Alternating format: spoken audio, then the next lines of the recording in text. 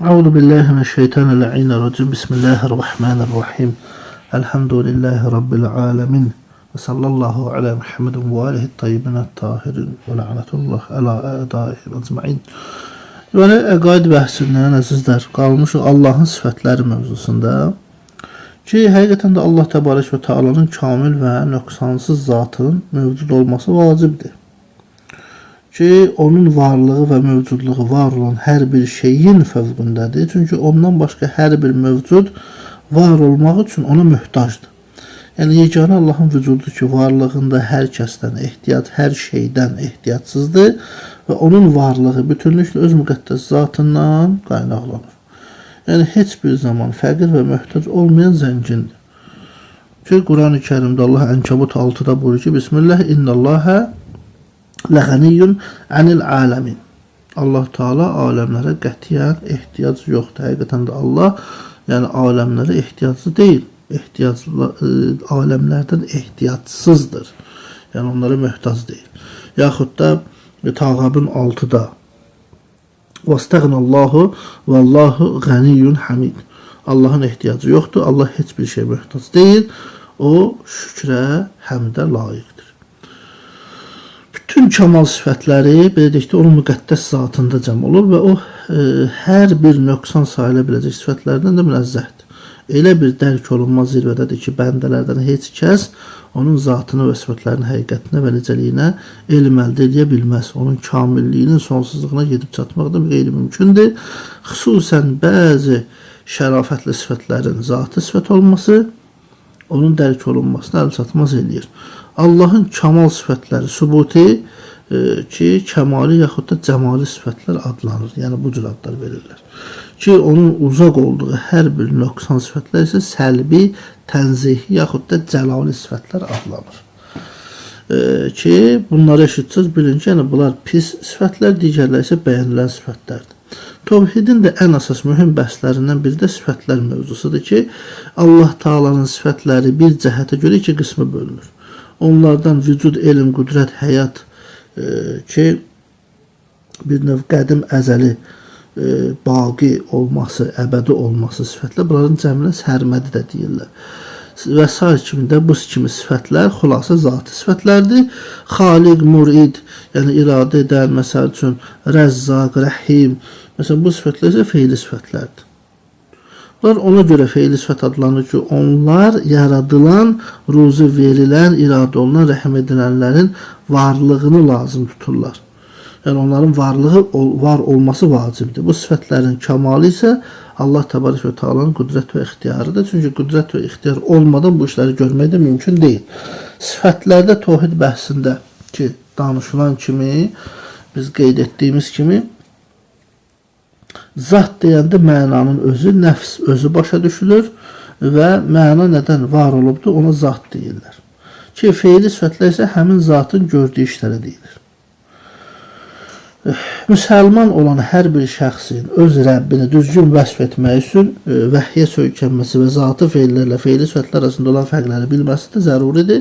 Çünki bəndə öz Rəbbini onun özünü tanıtdırdığı yoldan başqa bir yol ilə tanısa, yaxud da onu öz bildiyi ki, vəsf eləsə, mütləq xətaya yol verər. Nəticədə özü də bilmədən Allahı məhdud və naqis sifətlərlə vəsf etmiş olur.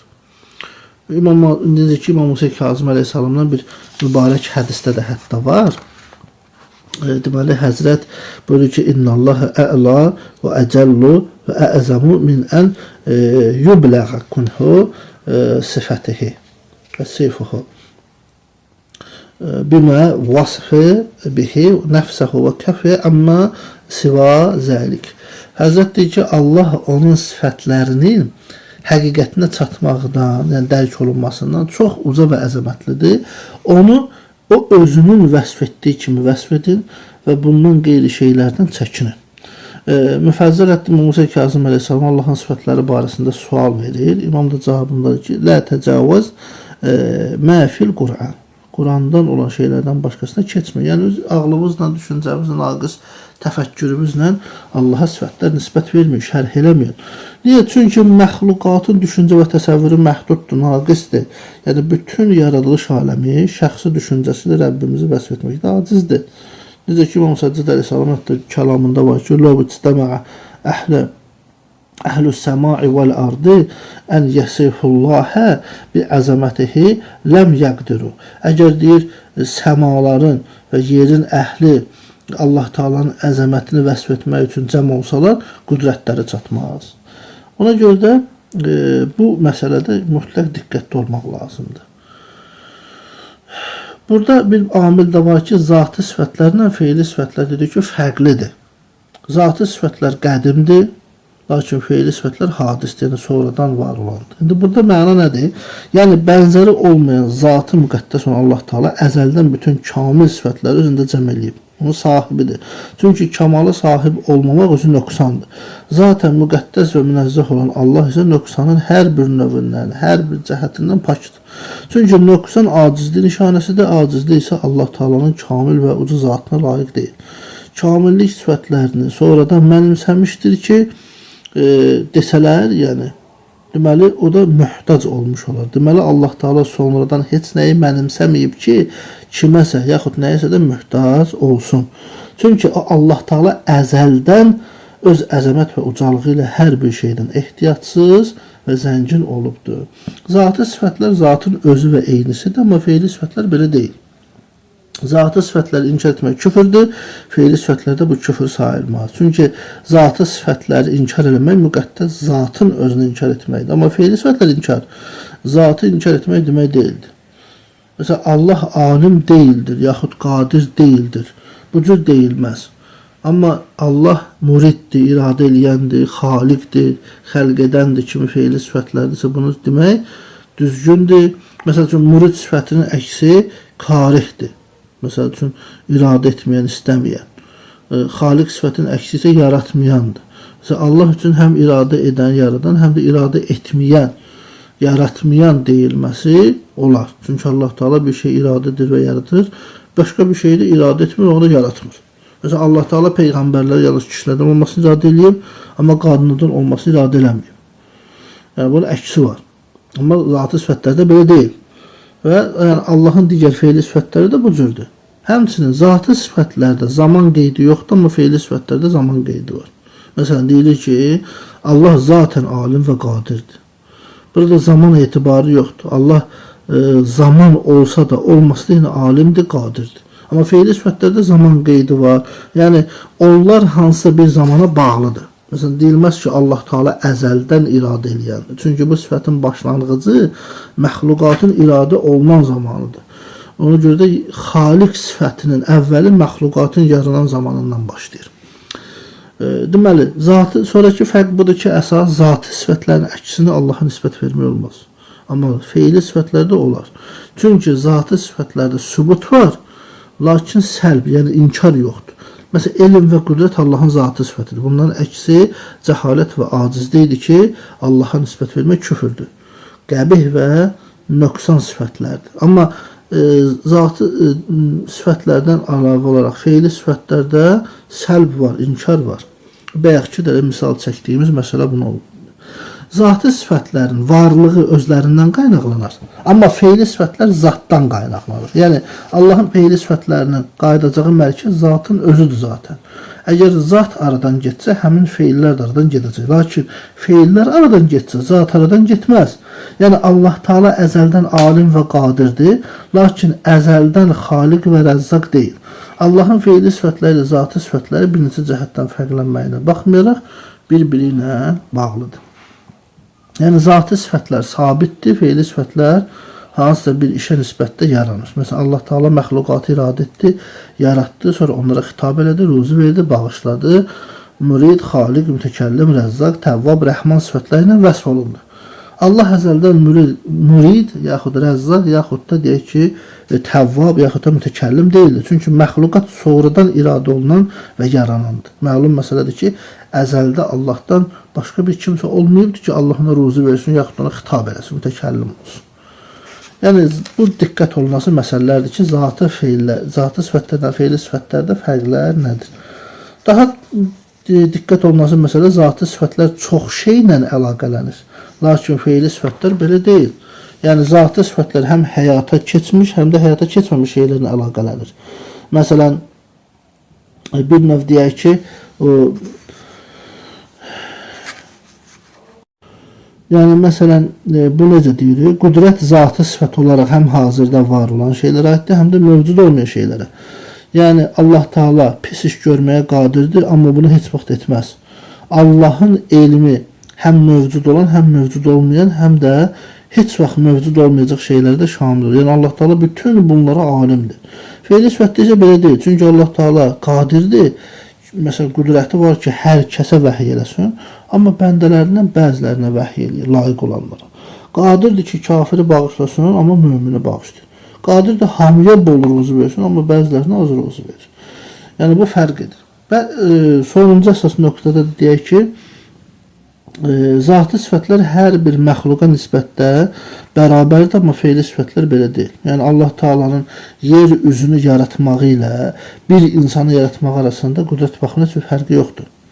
Onun üçün bütün insanları yaratmaq bir insanı yaratmaq kimidir. Hətta Quranda Loğman surəsində var ki, sizin hamınızı yaratmaq və diriltmək yalnız bir nəfəri yaradıb diriltmək kimidir. Ona görə də Allah Təbarək və Təalanın elmi də bu cürdür. Allahın ən böyük məxluqu olan elmi ən kiçik məxluqu olan elmindən seçilmir. Məsələn, Allahın günəş olan elmi gecənin zülmətində qara daşın üzərində belə deyək ki, yaşayan, yeriyən, qarışıq olan elmindən nə çoxdur, nə də azdır. Əksinə bu elmlər bərabərdir. Lakin fe'li sifətlər belə deyil. Çünki onlar bir məxluqa nisbətdə çox ola bilər, digərinə nisbətdə az ola bilər. Məsələn, bir şəxsə nisbətdə çox ruzi iradə olunur, digərinə az ruzi iradə olunur, verilir yəni. Yəni, bərabərlik yoxdur. Çünki bu mahiyyət olaraq, bunu elə Əhl-i Beyt əleyhissalamın kəlamlarında da biz həqiqətən bunları müşahidə edə bilərik də, açıq-aşkar ki, məsumlar bu haqda bizə nə deyir? Məsələn, bir neçə hədisə baxsaq, məsələn, İmam Baqir əleyhissalamın zatı sifətləri xüsusiyyəti haqqında bir hədisi var. İnnəllaha təbarəkə və təala kana və la şeyə qayruhu nurən la zələmu fihi və sadiqan la kəzbə fihi və alimən la cəhlə fihi və hayyən la mavtə fihi. Həzrət deyir ki, Allah Taala əzəldən var idi və ondan başqa heç nə yox idi. O zülməti olmayan nur idi, yalanı olmayan sadiq idi, yəni həqiqəti doğrunu deyən idi, cəhaləti olmayan alim idi, ölümü olmayan diri idi. Və bu gün də belədir, əbədi olaraq da belə olacaq. Yəni hədisdə də görür İmam açıq-aşkar ki, zatı sifətlərin əksinə Allah Taaladan uzaq tutmaq lazımdır. Çünki bu sifətlər pis, qəbih sayılır, naqis sifətlərdir. Allaha nöqsan gətirər, bunu nisbət vermək olmaz.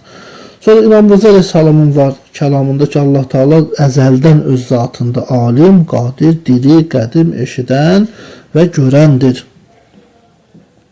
Əmmə yəqulun el-müşrikun vəl-müşəbbihun uluvvə kəbira ki, amma Allah Taala'nın şəni müşriklərin və təşbih əhlinin söylədiklərindən daha ucadır. Nəinki onların dediyi kimidir. İmam Sadiq əleyhissalam buyurur bir kəlamında ki, Huvə ba'inu min xalqihi muhitun bimə xalaqa ilmən və qudratə və ihətə və sultanən və mulkən və leysə ilmuhu bimə fil ard. Məsələn, deyir, Allah yaratdıqlarından ayrıdır. Yaratdığı bütün şeyləri, elm, qüdrət, idarə, hökmranlıq, sahiblik baxımından əhatə edib. Onun yerdəkilərə olan elmi, göydəkilərə olan elmindən az deyil.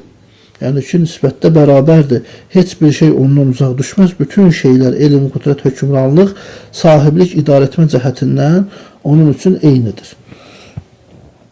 Amma fe'li sifətlər haqqında isə İmam Rıza əleyhissalam deyir ki, li'annəl fi'lə kullahu muhdasun.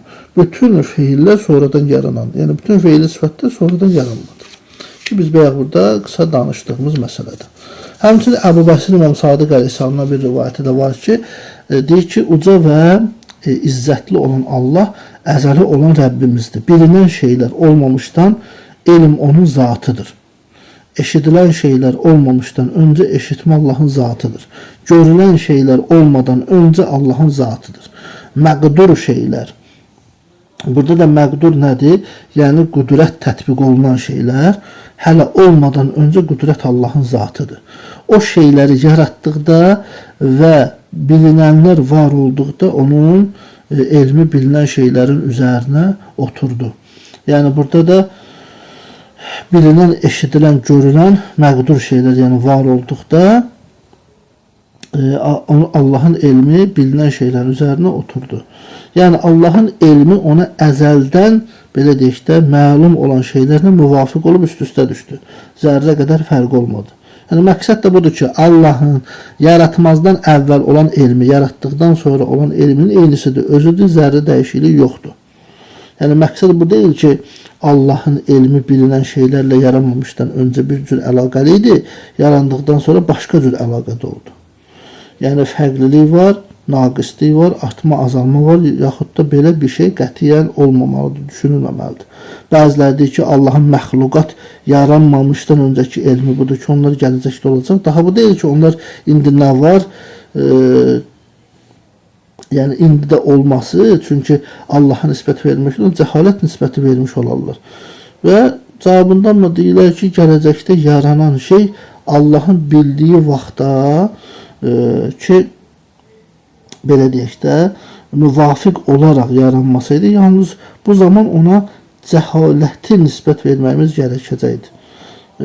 Amma həqiqət budur ki, bütün olmuş, olan və olacaq şeylərin nisbətdə Allahın elmi eynidir. Çünki Allahın müqəddəs zatı zamana, keçmişə, indiyə, gələcəyə, əvvələ, sonraya və bu kimi şeylərə tabi deyil.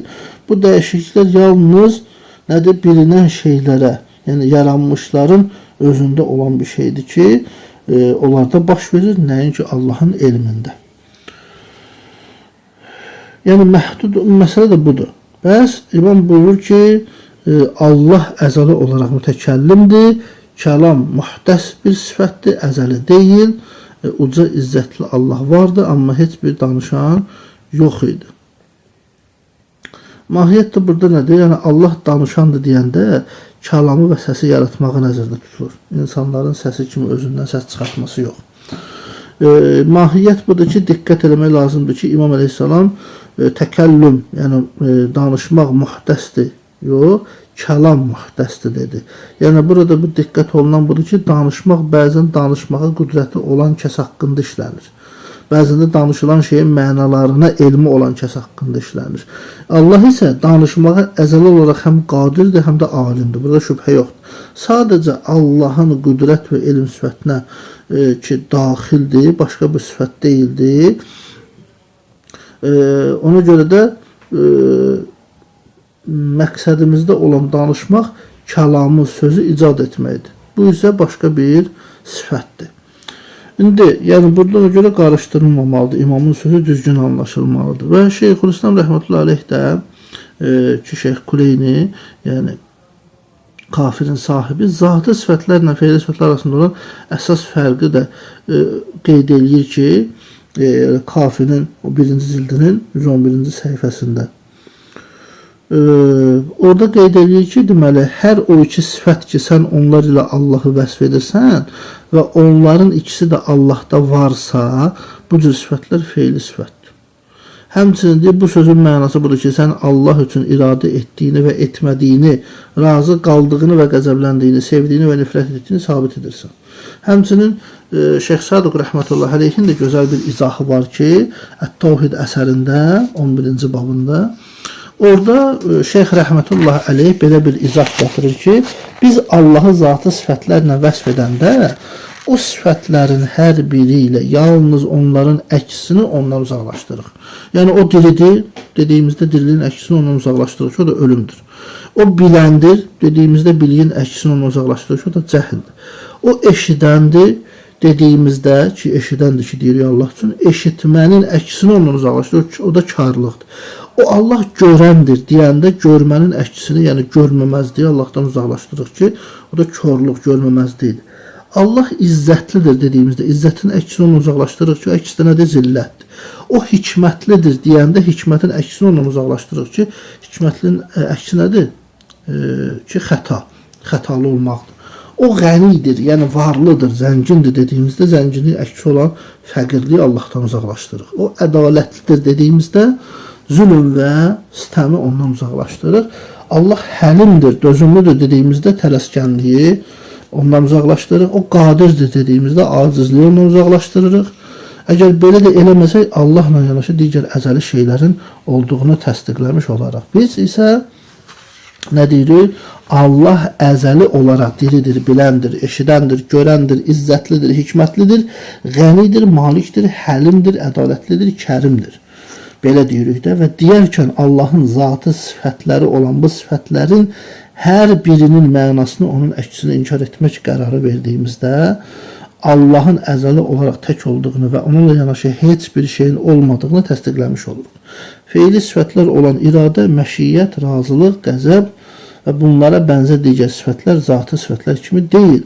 Çünki Allah əzəli olaraq qüdrətlidir, biləndir deyildiyi kimi, Allah əzəli olaraq iradə edəndir, istəyəndir deyilməsi doğru deyil. Yəni bu da mühüm bir məsələdir ki, buna möminlər diqqət etməlidir inanc mövzusunda. Bunlar şərtdir. Və qeyd oluyaq ki, Allah Təbarək və Teala'nın sifətləri mövzusunda iki mühüm məsələ var ki, biri budur, bizim Allah hər şeyi qüdrəti ilə yaradıb, Allah hər şeyi öz elmi ilə bilir sözümüzdə qüdrət və elmin onun üçün vasitə olduğunu başa düşməməliyik. Yəni, qüdrət və elm Allahdan ayrı bir şey deyil ki, Allah bu ikisinin vasitəsi ilə hər hansı bir işi yerinə yetirsin. Bu sadəcə məcburiyyətdən özümüzün qurduğu naqis bir cümlədir. Yəni, Allahı olduğu kimi başa düşməkdə vəsfdə ki, aciz qalırıq. Ona görə də bu cür naqis ibarələrdən, cümlədən istifadə edirik. Yəni, hər kimsə Allah qüdrəti ilə yaradır, elmi ilə bilir deyəndə ki, tarixdə də olub, məsələn, bəzi məzhəblər bunu deyibdir. Bilərəkdən bu iki sifəti onun üçün vasitə və alət qərar versə küfür sayılır, hətta şirk sayılır. Çünki həmin şəxs yalnız Allahı aciz və mühtac bilərək bu şeyə qəsd eləyər. Allah Teala ehtiyacı aradan qaldırmağa yaxud onu yerinə yetirməyə vasitə olan hər bir şeydən ehtiyacsızdır. Məsələn, İmam Rıza Aleyhisselam'dan bir rivayətdə var ki, səhabə Muhammed bin Ərəfə deyir ki, xalaqallahul əşya bil qudrati on bi qeyril qudrati fəqalə aleyhissalam. Deyir, İmam Rıza Aleyhisselam dedim ki, Allah yaratdığı şeyləri qüdrəti ilə yaratdı. Demək doğru, yoxsa qüdrətsiz. İmam dedi ki, o şeyləri qüdrətlə yaratdı şəklində deyilməsi düzgün deyil. Çünki sən o şeyləri qüdrətlə yaratdı deyəndə sanki qüdrəti ondan ayrı bir şey bilirsən. İmam bu mənada deyir, düz deyil. Yoxsa Allah qüdrətlidir, qadirdir, yaradıb. Amma qarşı tərəfin sualına görə deyir ki, yəni bu cür demək düzgün deyil. Yəni sənin o niyyətin düz deyil cümlədə. Sən o sözü deyirsən, sənin qəsd olmadı ki, Allah və qüdrət ayrı bir şeydir. Yəni Allah üçün qüdrəti, şeyləri onun köməyi ilə yaratdığı bir alət qərar versin. Bu isə şirkdir, onu deyir. Ki, bu elədiyin iş, yəni artıq nə sayılır? Artıq şirk sayılır. Həzə şirkun və izə qultə xaləqəl əşya'a bi qudrətin fə innəmə təsifuhu ennəhu cəələha bi biqdarin əleyha və qudrətin və ləkin leysə huvə bi da'ifi və lə əcizin və lə muhtəcin ilə qeyri. Burada deyir imam ki, deməli, o şeyləri bir qüdrətlə yaratdı dedikdə, sən onu zatından əlavə bir xüsusiyyətinə vəsf eləmiş olarsa, yəni Allah onları üstün gələn bir güc və bacarıqla yaratmışdır. Amma halbuki Allah nə zəifdir, nə acizdir, nə də başqa bir şeyə mühtacdır. Hətta başqa bir rivayətdə Hüseyin ibn Xalid deyir ki, İmam Rıza Aleyhisselam'dan belə eşitdim ki, Allah əzəldən alimdir, qadirdir, diridir, qədimdir, eşidən və görəndir. Deyir, mən sual verdim ki, yəmnə Rasulullah, bəs bir dəst insan deyir ki, Allah əzəldən elmi ilə alim, qüdrəti ilə qadir, həyatı ilə diri, qədimli ilə qədim, eşitməklə eşidən, görməklə görəndir. İmam dedi ki, kim bunu desə və dediklərinə də inansa, Allah ilə birlikdə digər ilahların varlığına etiqad edir. Niyə? Bir kəsin, belə bir kəsin də, yəni bizim vilayətimizdən bir payı olmaz.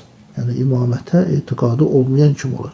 Niyə? İmam deyir ki, Allah Əzzə və Cəllə əzəldən zatında alimdir, qadirdir, diridir, qədimdir, eşidən və görəndir. Yəni bu sifətlər onun müqəddəs zatından ayrı deyil. O müşrik və təşbih əhlinin söylədiklərindən çox-çox ucadır.